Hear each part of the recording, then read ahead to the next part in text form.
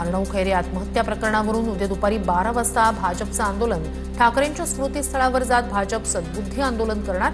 अमित साटम आणि काही महत्त्वाचे नेते होणार सहभागी। ठाकरेंची सेना आणि मनसेनं भाषा आणि प्रांतवाद पसरवल्याचा भाजपचा आरोप।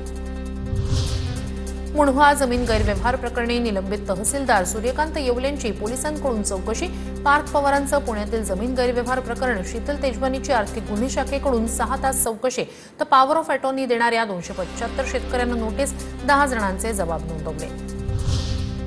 मुंढवा जमीन गैरव्यवहारातील शीतल तेजवानी प्रकरणी माझ्याकडे जमिनीच्या व्यवहाराबद्दलचे सगळे कागदपत्र आहेत। मी सगळी कागदपत्र देण्यासाठी तयार। पोलीस जबाबात शीतल तेजवानीची माहिती, तर सगळ्या मूळ मालकांना भेटल्याची देखील तेजवानीची कबुली। गुजरातमधील बिबटे महाराष्ट्राच्या सीमेवर आणून सोडलेत। खासदार निलेश लंकेंचा दावा। गुजरात महाराष्ट्र सीमेवर असलेल्या सापुतारा भागात बिबटे सोडले जातात। या भागातून बिबटे महाराष्ट्रात प्रवेश करत असल्याचाही दावा।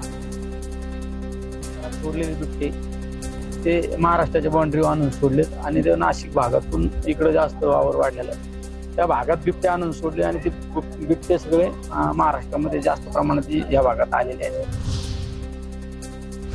लाडकी बहीण योजनेचा फायदा घेतलेल्या शासकीय महिला कर्मचाऱ्यांवर कारवाई होणार। लाभ घेणाऱ्या शासकीय महिला कर्मचाऱ्यांची संख्या कमी प्रमाणात, त्यांच्यावर शिस्तभंगाची कारवाई होणार। नागपुरातील हिवाळी अधिवेशनाची कामं आजपासून पुन्हा बंद। कंत्राटदार संघटनेचा काम बंद आंदोलनाचा निर्णय। थकीत 150 कोटी रुपये दिले नसल्यानं आक्रमक पवित्रा। पुण्यात पोलिसांनी आंदेकर टोळीची धिंड काढली। नानापेठ आणि गणेशपेठ परिसरातून गुंड कृष्णा, अभिषेक आणि शिवराज आंदेकरची धिंड। माजी नगरसेवक वनराज आंदेकर यांच्या हत्येनंतर आंदेकर टोळीनं जवळपास 3 खून केलेत।